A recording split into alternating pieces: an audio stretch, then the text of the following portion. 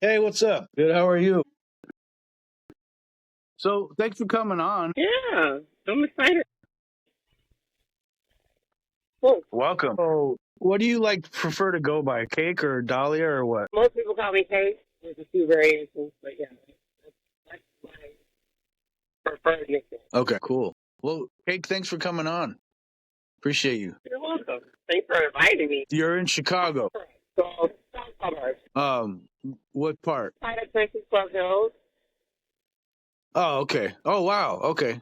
So you're all south, right? Mm-hmm. Yeah. Yep. There we go. Yeah, I had a friend that lived out there, and she liked it Yeah. for a for a suburb. Born and raised. Yeah, born and raised in Chicago. Lived in the South Suburbs. Lived on the South Side. Born and raised on the West Side. But Okay. every time I try to like escape the weather, escape the city, Right. Mm-hmm. Right.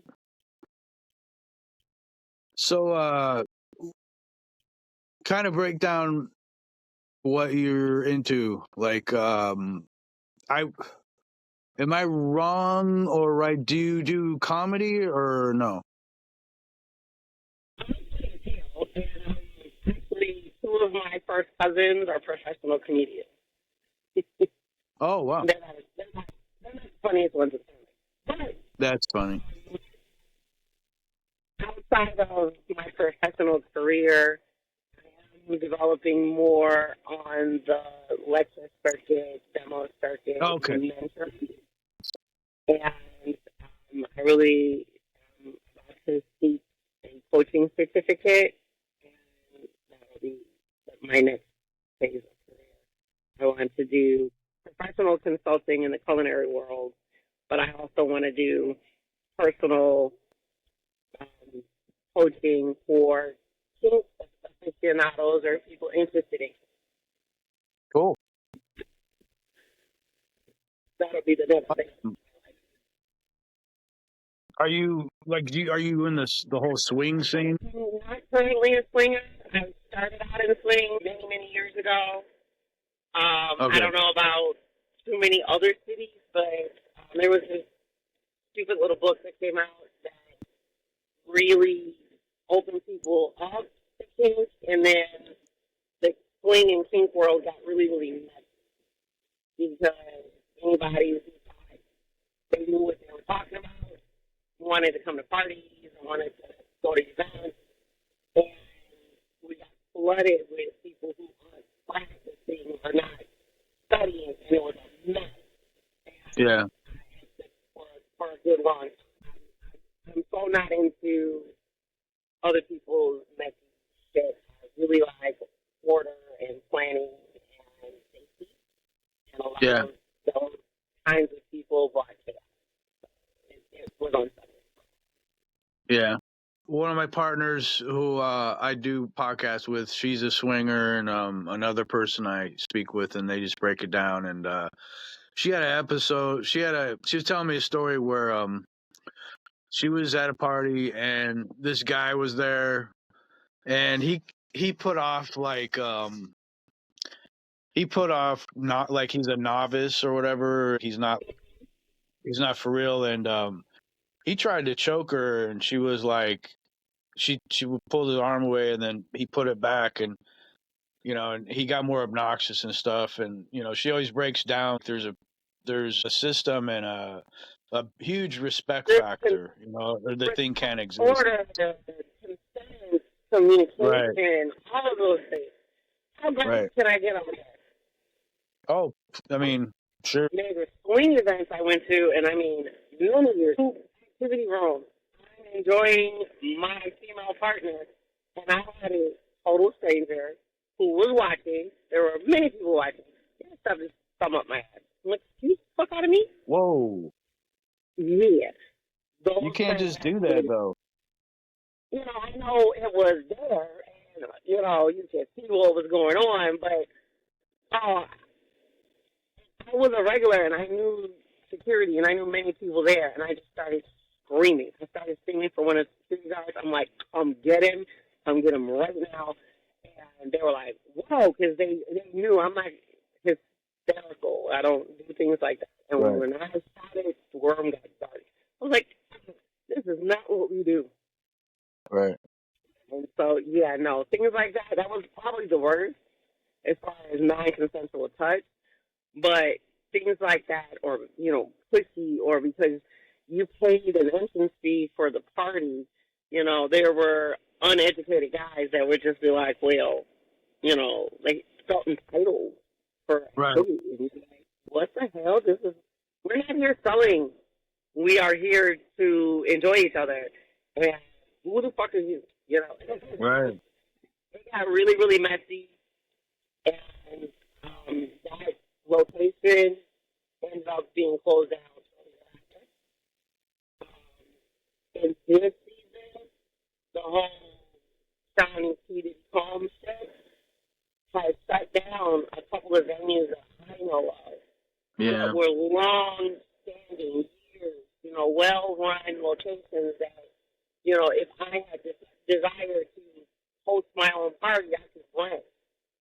A lot of those places are closing Yeah. because of all of these things that are going on socially that have nothing really to do with us, but are adjacent. Right. Yeah. I can understand that though, because it's like I mean I can see that, because it's like it kind of just tarnishes the whole thing, because then it lumps everybody into that shit together and just messed up. Yeah, it amplifies the negative connotation that monogamous people have, or certain sets of religious people have in regards to these activities. And let's start with the fact that I'm a practitioner of BDSM. Mm-hmm. I'm polyamorous, and I'm bisexual, and I've had experiences and lots of doors. A lot of those doors are starting to close down because, monogamous people do not understand what ethical non-monogamy really is and how to do it, even if they have an interest in it. A paramour of mine has several people he was dealing with, and one of which, in conversation with her, it was, listening to her story about several things, including her active boyfriend. I asked the question, I said, so you being here and you doing what you do, you find it better to cheat than to be honest? No, I wouldn't say that. And I'm like, but that's exactly what you're doing. Right. I have adopted many years ago a really strong stance on honesty. Mm-hmm. And I'd rather you be brutally honest with me than not. And let me deal with my emotions about what you tell me, or let me make choice based upon the truth, not based upon a lie. Mm-hmm. So a lot of those things come into play, and a lot of people, cheating does not stop because you're religious, or because you're in love, or because you're in a committed relationship. It's worse, it seems. Exactly. But those of us that try really, really hard to be transparent and honest and to be polyamorous, we're frowned upon. And I'm like, that doesn't make sense to me. My ethics are my ethics. You might not want to do what I do. You might not understand why I do the things that I do. And that's okay. I don't understand being staunchly and overly zealot in the Catholic Church or any other place. So I don't understand that. So, but I accept it. So why isn't the same respect given? Right. So it is what it is. Yeah. A lot of us hide behind doors. Right now in this season for me, now that I'm not in education, I can be more public. Yeah. Those people who really know me, I already understand whether they practice or not. My friends, associates already know. Public, even my Facebook page, 40 years. There were no face pictures of me. In fact, sometimes there wasn't even body shots of me. Because there's certain Mm-hmm. tattoos or freckles, and people are like, wait, you know that. You know, that's Right. familiar. I was teaching people that were 16 to 24-year-old young adults. Like, there's no way in hell I would have somebody be like, hey, guess what happened? Nah, I can Yeah. handle that information. But now that I'm not doing that, I hope to go back to teaching, but in a different format, and hopefully with a bunch of adults, and hopefully all remote. So then you can pick and choose whether or not you want to do with me in that iteration, or because you may have found that you can make that choice for yourself, and I'm not going to say your choice, but in the Right. job that I held, there was no way. And I'm like, why? We see it all the time. Like, you know, the teacher has an OnlyFans page and they get fired. Right. Like, And why? it's funny. I found out like OnlyFans isn't just about sex though. You can do a lot of different. You can it can be a platform for various subjects. So it's the assumption is pretty Right silly. now, but I want, you know, once I start to launch that new, quote unquote, new career for me, that's an option that I thought because it has that via drawing. My Facebook and my IG, my pink IG, but Right. all of those things pull people in. I mentor now really, really smallly, and people reach out to me in variations. But the ones that are seeking advice or mentorship or connection from an honest place, I talk to them all the time, especially if they're local. But I've had the most disrespectful male people hit my DMs. Yeah. You know, hey queen, but then 2 sentences later, or hello, how are you? And it's a dick pic, you know. And I'm like, I literally asked somebody. It was like, hi, how are you? Oh, thanks for letting me on your page. And I'm like, you're welcome. And it was a video of him jacking off. And I'm like, did I ask you for that? Well, I needed you to know that I was talking. Did I ask you anything about your day? Did I indicate that I had any interest in your day? Mm-hmm. Yeah. Well, you're thinking you're open. That doesn't mean I want you. Right. You know, um, our American society has a couple of things that just bug me to my soul. One of which is if you're bi or kinky, you want everybody. Not at all. Yeah. You know, well, I can't hang out with you. I'm a girl. You're gonna hit on me. Your ego's too big. Right. You know, I'm very picky, like to the point where I might overly picky. But I'm also what they call saposexual. If we do not have an intellectual connection, then I'm not. You Right. know, I like to see what's in your head. You know, I can consider you Right. ugly, but if we sitting and we're just talking, like, ooh, and that's delicious. That's a whole nother ballgame. So it's funny you said that. My friend who I told you about, she was breaking that down where attraction varies on the person, and it's not so much their physical. It's just like they could be not, you know, what's that? They could not be. They might be like attractive, uh, according to society or to everybody, but they're not like they're not very attractive personality wise, and it's like that's the heart of it, and um, because you're dealing with real people, and it's not a movie, so it's like you're interacting with these people, and if they have a good vibe, then that's what it is more about. She explained, and she was saying um like for a guy, it's like beards, or they could be heavy set or whatever, and she doesn't care. She's if he's interesting, whatever, funny or whatever. That's how. I mean, look at the history of comedians. except for nowadays, but back in the day, it was like comedians aren't known to be attractive, but because they can make someone laugh, that's the sexy quality that they have. So. It was kind of tight and kind of funny. There's a young lady I know in her 20s, right? When we were listening to Mm-hmm. music, and it was, she was expressing like, "Oh, I really like this song." And da, da, da, da. And it sunk to me that I'm so much older, and I'm like, "Do you know Barry White?" And she was like, "No." Nice. Okay, that's your age. And he was like, I'm like, yeah.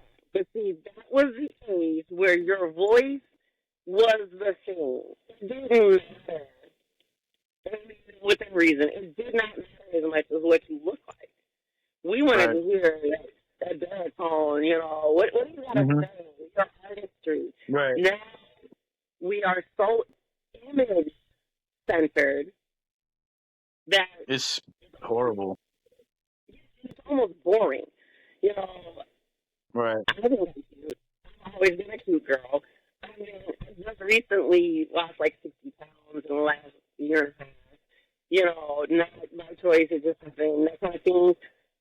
All those changes, motherhood, because the image of our society is so narrow, it threw my confidence off to a certain point, right?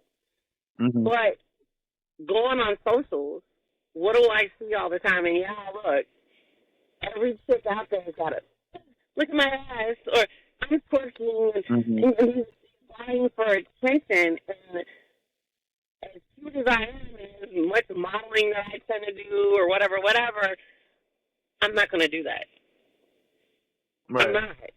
And yeah, I used to dance professionally. I could probably put on a show still at my age, but that's not the point. Like, any girl with an ass can shake her ass on socials and have 5,000 followers. Right. Show me something different. Show me something new. Yeah, I'm going to look. I'll be like, ooh, that's juicy. But am I going to hit you? Am I talking about, I want to know you? No. Yeah. I'm not. More than anybody else, in my opinion. Yeah. It's something to look at, but who is this person? Right? There is a gentleman that I see every now and then. I haven't dealt with in a very long time, just out of circumstance. And 6'5", totally not my image type. Everybody has a type. There's a certain look will catch me. Ooh, he's handsome.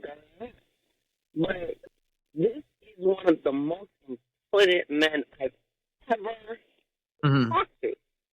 And we talk on so many different levels, and and we dealt with each other for years. And it was just like, you were like that. Like, oh, he's not, don't care. Delicious. Absolutely delicious. Yeah. I need more than just a visual. Right. And put this off. Sweet. I've had some of the most weird and intelligent conversations in a BDSM dungeon. It's hilarious. Absolutely hilarious. You know what? I have another podcast I just started that's more like adult themed, and if you're willing to, it'd be cool if you would kind of tell some stories, of your experiences in a dungeon, and it's up to you. I'm just saying because I thought it'd be interesting. Because my friend, she does swinger stories, and it's like funny stuff, and about various people out there. But this situation's pretty funny. Huh? It can be. They can be hilarious. They can be everything you can think of. Just a little short one. My son and I went to a regular dungeon party that, we damn near recruit. We were there all the time. And I'm laying down in a puppy cage, and he's sitting on top of the cage, and him and this big biker dude are talking about X-Men and Marvel comics, and I'm in the cage. Right. And it's people are like, really? Yeah. It's us.